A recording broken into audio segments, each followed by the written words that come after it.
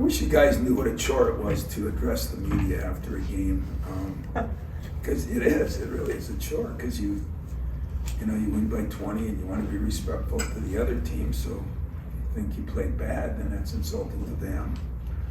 You try to figure out what questions you guys are going to ask, and that's always a adventure. And you look at the game and you shoot 51%, 42 from the three, have 10 turnovers, and I felt we looked real jagged. I'm trying to think of the right word. Anytime I go above 4 letters, I get stumped for an answer. So, but it was just like, we were. There was nothing smooth. 6 letters. I got to come up with something better. But it was not a real. Just didn't seem like we executed right, and very disappointed in some of our defense. I did not think we guarded the dribble drive very good, and some of you saw Nebraska, so partly I was coaching once that second part of the second half for the next game.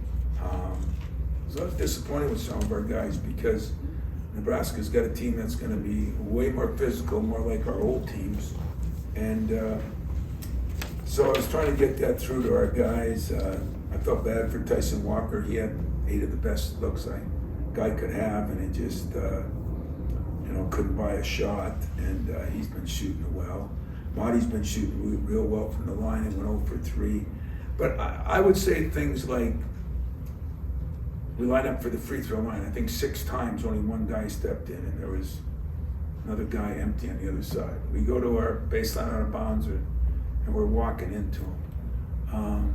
We look like a team out of sorts, and that falls on the coach. So the coach got to do a better job of that. But we had good practices. I think it's hard to go 2 games in 23 days. I do, and I think you got to give Jim and their team credit. I like his team. He's got tough kids. The Jones kid who played with Trey up in Minnesota is a hell of a player. We actually did a decent job on him.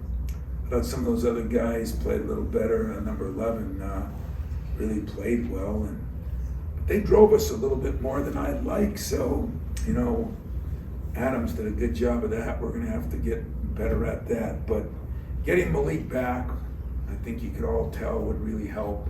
We didn't want to push the envelope at the end for no reason, but he felt pretty good, and he shot the ball pretty good. He was tired, but defended pretty good. He just brings calmness to me, and that's hard to do. So if there's questions, I'll answer them, and not, I won't. Tom, you mentioned Malik.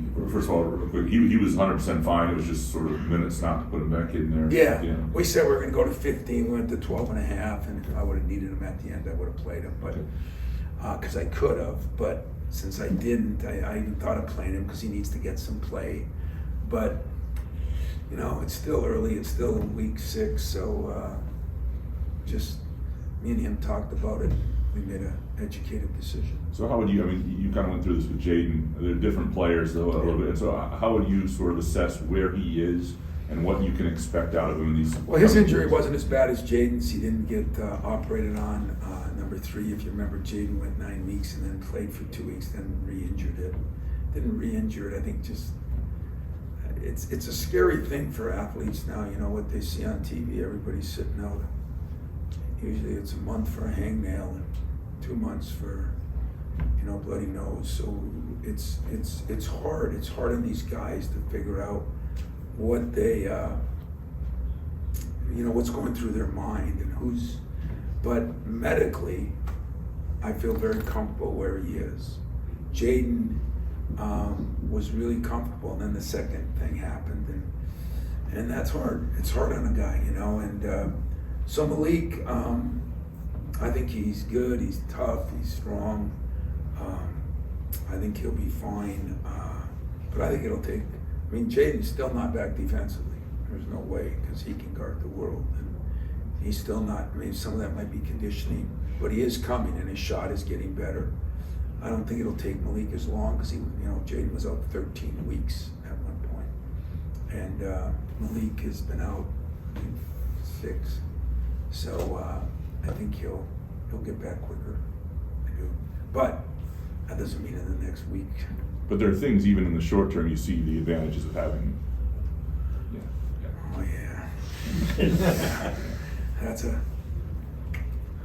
great deduction out of that game, boy. But but it wasn't just that he made some shots either. I mean, he communicated, he threw some passes.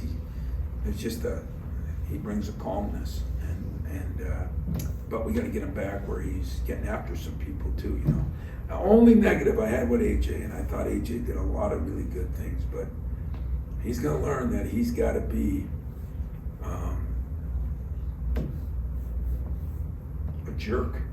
He's got to be more of a jerk, not to his coaches, to the players, and he's got to be more demanding of them. We have an out of bounds play, boom, that thing's got to rock. And so tomorrow, we'll spend time just on that alone and free throws. I've always said my special teams practices of old were when the ball is dead, that's when we're alive. And those were jump balls, free throws, baseline, sideline, out of bounds plays after timeouts. Today, when the ball was dead, we were in Pluto, and that's not good. And I haven't seen that, so I'm hoping it's just everybody trying to adjust to going 2 days and then coming back. But that takes some leadership too, and point guards are going to be held accountable for that. Tom, you got 2 of their starters in foul trouble. You got the bonus with 13-10 left. Shot 30 free throws to their 10. How much of the time off was devoted to being aggressive, attacking the basket, making things happen? You guys are 2 for 2, man. Santa must have brought you to basketball knowledge, because State Journal. That's exactly what we did try to do. We spent a lot of time trying to be more aggressive. We spent a lot of time trying to not fade away. Now Tyson had those couple, and maybe that hurt us a little bit. He probably should have pulled up, but that's the weirdest rule. If the guy jumps, some guys are gonna get killed in that rule. But whatever. I didn't think it was a bad call the way the rule is. But at the same time, that was a point of emphasis for the 3-4 days. We were one of the best free throw shooting teams in the league. Now we're dropping a little, but we had gotten there the least amount of anybody in the league. So that was a plus. I thought the other minus, and it shows the kind of lack of really aggressiveness. Jaden at halftime hadn't had a rebound. And Marty and Joey had 21 between them, but nobody else hit a lot. So we got to do a better job rebounding the ball still, and all those things will be fun to see if we can correct in the next 5 days. What did you like from the bench play today? It seemed like guys like Trey Holloman, I think he notched 7, and he doesn't seem to pull the trigger a lot offensively, but got some things going. So I guess what did you think of that unit as a whole? I thought Trey Holloman, Malik Hall, I thought Pierre Brooks actually played better. He made some plays. Had his moments when he didn't do some things, but he actually made some plays, made some nice passes. Kohler was a little struggling early, and then at the end he came back and I thought played better. I thought our bench was pretty good. Now, what we don't have right now is any kind of rotation, and that's going to take. We tried to. We went back to the old DJ and Tom. Let's look at the minutes. Let's look at the substitution a little bit by minutes, and then right away Tyson gets in foul trouble, and that kind of screws that up. But we stuck to it a little bit with some guys, and I thought it was good. A couple guys, Joey ended up playing 30. What did AJ play? Probably 28 or 9. 28. So 31, 29 with those 2 guys. Not bad, maybe a little less, but the other guys, we did a pretty good job of getting them in. So we'll have to work on that as a staff. That'll be something that we got to do a better job. Tom, when you got here, you mentioned that you were a little upset with the defense. Buffalo came in as the 12th fastest team in the country. That was the one area of defense that you guys did well, held them to 6 fast break points. They were averaging 19. What worked in the transition defense for you guys tonight? Well, like the fouls, that was, even today, which you never go live, on the day of a game when you're walkthrough, but we went a little liver, and we did it twice with our transition defense. So the point of emphasis was triple. They get 19 to 21 points in their transition, and very good at it. I think Jim does a good job with them, and so I just think we emphasized it, and that was one of the things they did a pretty good job of. But when you're scoring the ball a little bit better, I mean, we're shooting 54% at one time. It's not as easy to get the ball out. Not many teams run off makes. There's more off misses. And to be honest with you, they get a lot of fast break points off turnovers. They turn people over 16 times a game. And so that was one of the pluses for us. We had 10, but 5 of them were charges and moving screens. So those are dead ball turnovers. And they didn't get much off that. So that was encouraging also. Trey Holloman is a guy, you don't know how much you're going to need him, but it turned into what looks like a decent insurance policy for you. I mean, 17 minutes tonight, 5 points, or was it 7 points, no turnovers. What is he, in terms of your trust in him, as you head into the teeth of your Big Ten schedule, where is that? He really guards. I mean, he gets after it. He's a little scrawny right now, he's got to put on 20 pounds, but he's very athletic, guards well. His assisted turnovers with this, I think he was 18-3 or 17-3, so he's up there around 20-3 assisted turnovers, which is off the charts. He has not turned the ball over much. That's really good. I think what I got is I got some guys that, understand and listen. I got really good students. I just need a little tougher kid right now. So Trey brings that, but his mind is tough. He's a football player. He was a fairly big recruit. We recruited him a little in football, but his body doesn't listen to his mind because his body isn't developed yet. So that's going to take some time. But I was very pleased with Trey, to be honest with you. We had a lot of guys that had moments. We were not real consistent. And every coach, every fan should want consistency. That's what you really want in a program. And that was the one thing I harped on before the game. But it's just hard to figure out, bringing a new guy in Malik, and also, trying to play a few more guys and then have those 2 games in 23 days is damn near ridiculous. I even got tired of practicing, and that's un-American for me, but it was a little harder to stay motivated to practice. You're going 2 days, you're doing this and that. So it's just, it'll get down now where we'll get some days to prepare for Nebraska, and you're going to see it's a much different Nebraska team. Nebraska and Northwestern have gotten the defensive call, and those are 2 of the best defensive teams in the league. And I think Nebraska's one of the toughest teams, so we're going to have to get better here in a hurry. Tom, how great was it to see Dane back in the Breslin Center? And what was that kind of working with him from, in a different way, I suppose? Yeah, I think he was nervous to interview me. I told him, I can't chew you out, now you're interviewing me. He said, don't worry about it, you're not an assistant no more. But it was great, happy for him. It's been a rough go, as I've had a few different guys go through some tough times as far as that goes. And it was funny, he came in yesterday, we spent some time today. I don't know where, I think he'll want to get back into coaching, but when you want to get back into coaching, if you ask the Pat Rileys of the world, sometimes it's good to go into TV for a little bit.